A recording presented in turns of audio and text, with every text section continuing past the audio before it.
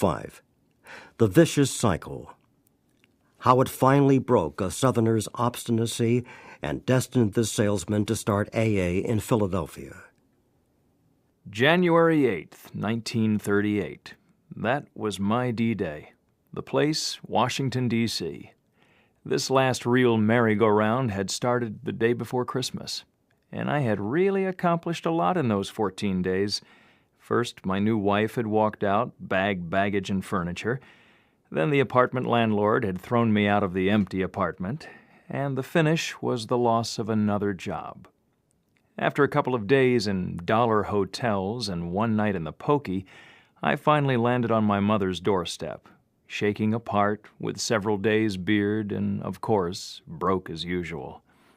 Many of these same things had happened to me many times before, but this time they had all descended together. For me, this was it. Here I was, 39 years old and a complete washout. Nothing had worked. Mother would take me in only if I stayed locked in a small storeroom and gave her my clothes and shoes. We had played this game before. That is the way Jackie found me, lying on a cot in my skivvies with hot and cold sweats, pounding heart, and that awful itchy scratchiness all over. Somehow I had always managed to avoid DTs. I seriously doubt I ever would have asked for help, but Fitz, an old-school friend of mine, had persuaded Jackie to call on me. Had he come 2 or 3 days later, I think I would have thrown him out, but he hit when I was open for anything. Jackie arrived about 7 in the evening and talked until 3 a.m. I don't remember much of what he said, but I did realize that here was another guy exactly like me. He had been in the same laughing academies and the same jails, known the same loss of jobs, same frustrations, same boredom, and the same loneliness. If anything, he had known all of them even better and more often than I. Yet he was happy, relaxed, confident, and laughing. That night, for the first time in my life, I really let down my hair and admitted my general loneliness.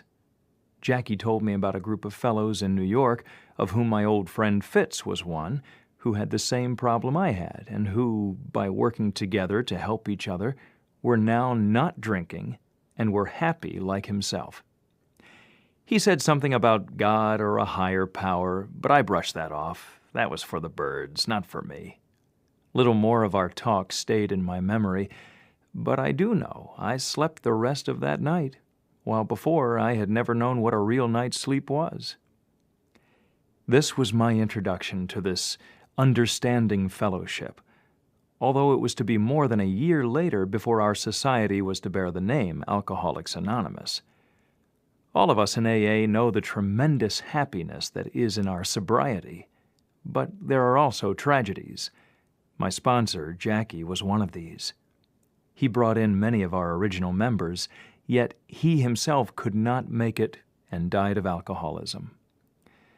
The lesson of his death still remains with me, yet I often wonder what would have happened if somebody else had made that first call on me.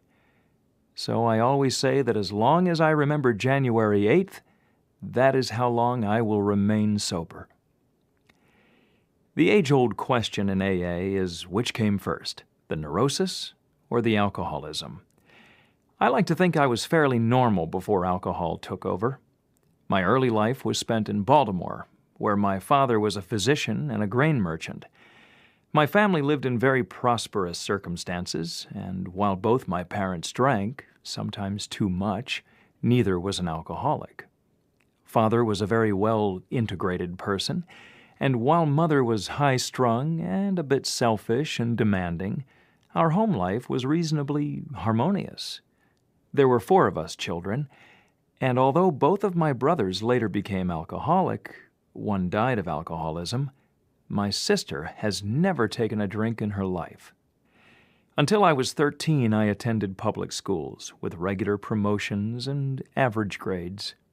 I have never shown any particular talents, nor have I had any really frustrating ambitions. At 13, I was packed off to a very fine Protestant boarding school in Virginia, where I stayed 4 years, graduating without any special achievements. In sports, I made the track and tennis teams. I got along well with the other boys and had a fairly large circle of acquaintances, but no intimate friends. I was never homesick and was always pretty self-sufficient. However, here I probably took my first step toward my coming alcoholism by developing a terrific aversion to all churches and established religions. At this school, we had Bible readings before each meal and church services 4 times on Sunday. And I became so rebellious at this that I swore I would never join or go to any church, except for weddings or for funerals. At 17, I entered the university, really to satisfy my father, who wanted me to study medicine there as he had. That is where I had my first drink, and I still remember it, for every first drink afterwards did exactly the same trick. I could feel it go right through every bit of my body and down to my very toes. But each drink after the first seemed to become less effective, and after 3 or 4, they all seemed like water. I was never a hilarious drunk. The more I drank, the quieter I got, and the drunker I got, the harder I fought to stay sober. So it is clear that I never had any fun out of drinking. I would be the soberest-seeming one in the crowd, and all of a sudden, I would be the drunkest. Even that first night, I blacked out, which leads me to believe that I was an alcoholic from my very first drink. The first year in college, I just got by in my studies. I majored in poker and drinking. I refused to join any fraternity, as I wanted to be a freelance, and that year, my drinking was confined to one-night stands, once or twice a week. The second year, my drinking was more or less restricted to weekends, but I was nearly kicked out for scholastic failure. In the spring of 1917, in order to beat being fired from school, I became patriotic and joined the Army. I am one of the lads who came out of the service with a lower rank than when I went in.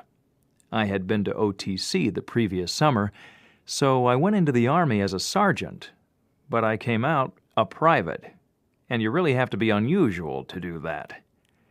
In the next 2 years, I washed more pans and peeled more potatoes than any other doughboy. In the Army, I became a periodic alcoholic, the periods always coming whenever I could make the opportunity. However, I did manage to keep out of the guardhouse. My last bout in the Army lasted from November 5th to 11th, 1918. We heard by wireless on the 5th that the armistice would be signed the next day. This was a premature report, so I had a couple of cognacs to celebrate. Then I hopped a truck and went AWOL. My next conscious memory was in Bar-le-Duc, many miles from base. It was November 11th, and bells were ringing and whistles blowing for the real armistice. There I was, unshaven, clothes torn and dirty, with no recollection of wandering all over France, but, of course, a hero to the local French. Back at camp, all was forgiven because it was the end, but in the light of what I have since learned, I know I was a confirmed alcoholic at 19. With the war over and back in Baltimore with the folks, I had several small jobs for 3 years, and then I went to work soliciting as one of the first 10 employees of a new national finance company. What an opportunity I shot to pieces there. This company now does a volume of over $3 billion annually. 3 years later, at 25, I opened and operated their Philadelphia office and was earning more than I ever have since. I was the fair-haired boy, all right. But 2 years later, I was blacklisted as an irresponsible drunk. It doesn't take long. My next job was in sales promotion for an oil company in Mississippi, where I promptly became high man and got lots of pats on the back. Then I turned 2 company cars over in a short time, and bingo, fired again. Oddly enough, the big shot who fired me from this company was one of the first men I met when I later joined the New York AA group. He had also gone all the way through the ringer and had been dry 2 years when I saw him again. After the oil job blew up, I went back to Baltimore and Mother, my first wife having said a permanent goodbye.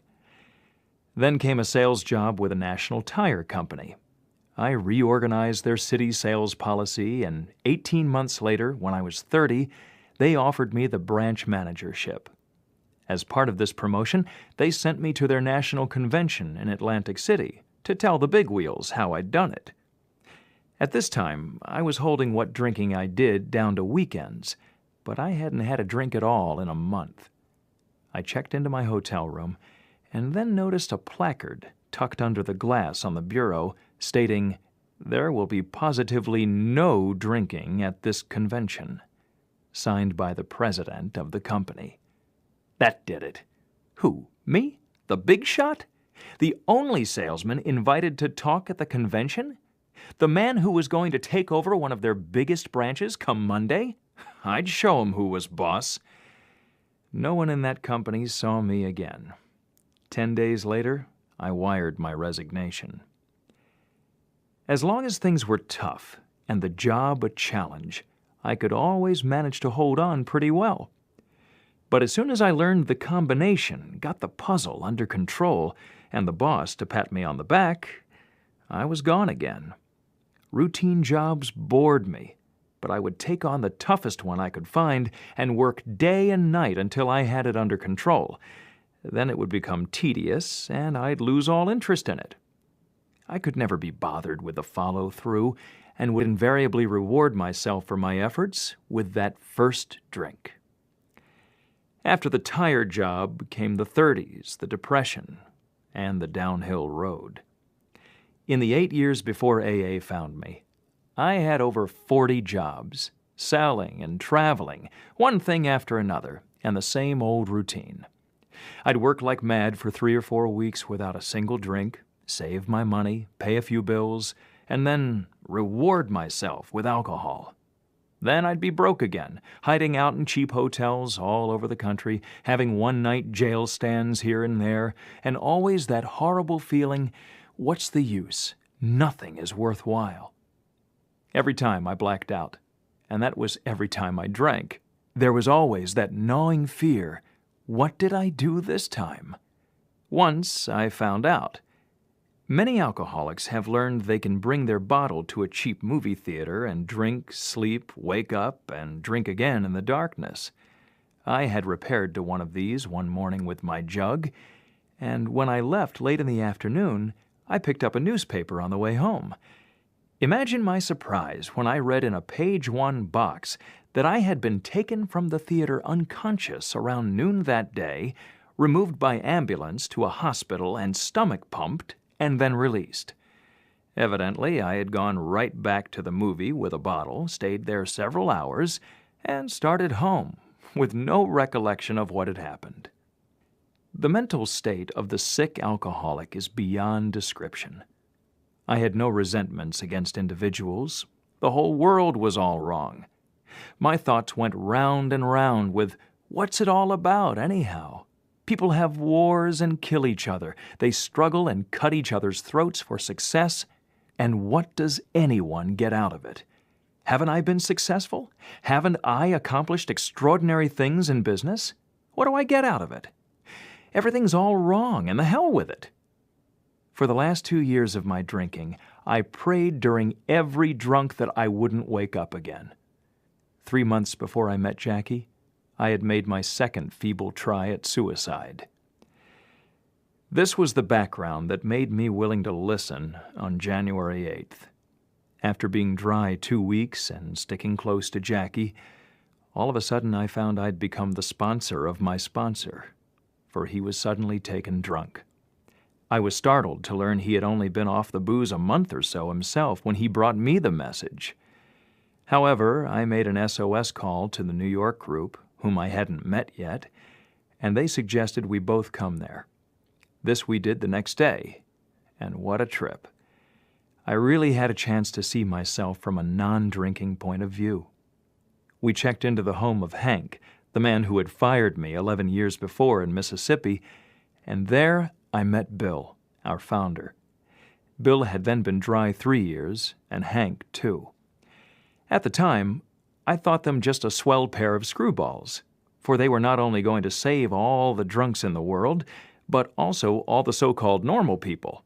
All they talked of that first weekend was God and how they were going to straighten out Jackie's and my life. In those days, we really took each other's inventories firmly and often. Despite all this, I did like these new friends because, again, they were like me. They had also been periodic big shots who had goofed out repeatedly at the wrong time, and they also knew how to split one paper match into 3 separate matches. This is very useful knowledge in places where matches are prohibited. They, too, had taken a train to one town and had wakened hundreds of miles in the opposite direction, never knowing how they got there. The same old routines seemed to be common to us all. During that first weekend, I decided to stay in New York and take all they gave out with, except the God stuff. I knew they needed to straighten out their thinking and habits, but I was all right. I just drank too much. Just give me a good front and a couple of bucks, and I'd be right back in the big time. I'd been dry 3 weeks, had the wrinkles out, and had sobered up my sponsor all by myself. Bill and Hank had just taken over a small automobile polish company, and they offered me a job, $10 a week, and keep at Hank's house. We were all set to put DuPont out of business. At that time, the group in New York was composed of about 12 men who were working on the principle of every drunk for himself. We had no real formula and no name. We would follow one man's ideas for a while, decide he was wrong, and switch to another's method. But we were staying sober as long as we kept and talked together. There was one meeting a week at Bill's home in Brooklyn, and we all took turns there spouting off about how we had changed our lives overnight, how many drunks we had saved and straightened out, and last but not least, how God had touched each of us personally on the shoulder. Boy, what a circle of confused idealists. Yet we all had one really sincere purpose in our hearts, and that was not to drink. At our weekly meeting, I was a menace to serenity those first few months, for I took every opportunity to lambaste that spiritual angle, as we called it, or anything else that had any tinge of theology. Much later, I discovered the elders held many prayer meetings hoping to find a way to give me the heave-ho, but at the same time stay tolerant and spiritual. They did not seem to be getting an answer, for here I was, staying sober and selling lots of auto polish, on which they were making 1,000% profit. So I rocked along my merry independent way until June, when I went out selling auto polish in New England. After a very good week, 2 of my customers took me to lunch on Saturday. We ordered sandwiches, and one man said, 3 beers.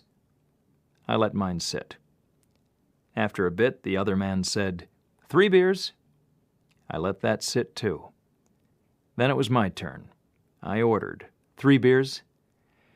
But this time it was different.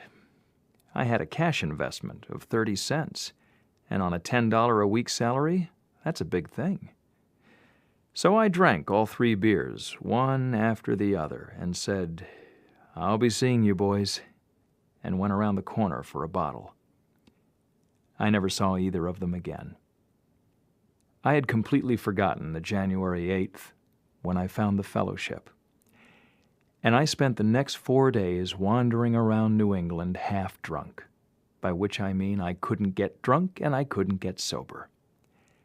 I tried to contact the boys in New York, but telegrams bounced right back, and when I finally got Hank on the telephone, he fired me right then.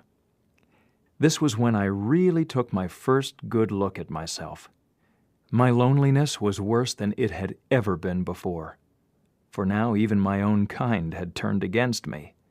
This time it really hurt, more than any hangover ever had. My brilliant agnosticism vanished, and I saw for the first time that those who really believed, or at least honestly tried to find a power greater than themselves, were much more composed and contented than I had ever been, and they seemed to have a degree of happiness I had never known. Peddling off my polish samples for expenses, I crawled back to New York a few days later in a very chastened frame of mind. When the others saw my altered attitude, they took me back in. But for me, they had to make it tough. If they hadn't, I don't think I ever would have stuck it out. Once again, there was the challenge of a tough job, but this time I was determined to follow through. For a long time, the only higher power I could concede was the power of the group. But this was far more than I had ever recognized before, and it was at least a beginning. It was also an ending, for never since June 16, 1938, have I had to walk alone. Around this time, our big AA book was being written, and it all became much simpler. We had a definite formula that some 60 of us agreed was the middle course for all alcoholics who wanted sobriety, and that formula has not been changed one iota down through the years. I don't think the boys were completely convinced of my personality change, for they fought shy of including my story in the book. So my only contribution to their literary efforts was my firm conviction, since I was still a theological rebel, that the word God should be qualified with the phrase, "as we understand him," for that was the only way I could accept spirituality. After the book appeared, we all became very busy in our efforts to save all and sundry, but I was still actually on the fringes of AA. While I went along with all that was done and attended the meetings, I never took an active job of leadership until February 1940. Then I got a very good position in Philadelphia and quickly found I would need a few fellow alcoholics around me if I was to stay sober. Thus, I found myself in the middle of a brand new group. When I started to tell the boys how we did it in New York and all about the spiritual part of the program, I found they would not believe me unless I was practicing what I preached. Then I found that as I gave in to the spiritual or personality change, I was getting a little more serenity. In telling newcomers how to change their lives and attitudes, all of a sudden I found I was doing a little changing myself. I had been too self-sufficient to write a moral inventory, but I discovered in pointing out to the new man his wrong attitudes and actions that I was really taking my own inventory, and that if I expected him to change, I would have to work on myself too. This change has been a long, slow process for me. But through these latter years, the dividends have been tremendous. In June 1945, with another member, I made my first and only 12th step call on a female alcoholic, and a year later, I married her. She has been sober all the way through, and for me, that has been good. We can share in the laughter and tears of our many friends, and most important, we can share our AA way of life and are given a daily opportunity to help others. In conclusion, I can only say that whatever growth or understanding has come to me, I have no wish to graduate. Very rarely do I miss the meetings of my neighborhood AA group, and my average has never been less than 2 meetings a week. I have served on only one committee in the past 9 years, for I feel that I had my chance the first few years, and that newer members should fill the jobs. They are far more alert and progressive than we floundering fathers were, and the future of our fellowship is in their hands. We now live in the West and are very fortunate in our area AA. It is good, simple, and friendly, and our one desire is to stay in AA and not on it. Our pet slogan is "Easy Does It." And I still say that as long as I remember that January 8th in Washington, that is how long, by the grace of God as I understand Him, I will retain a happy sobriety.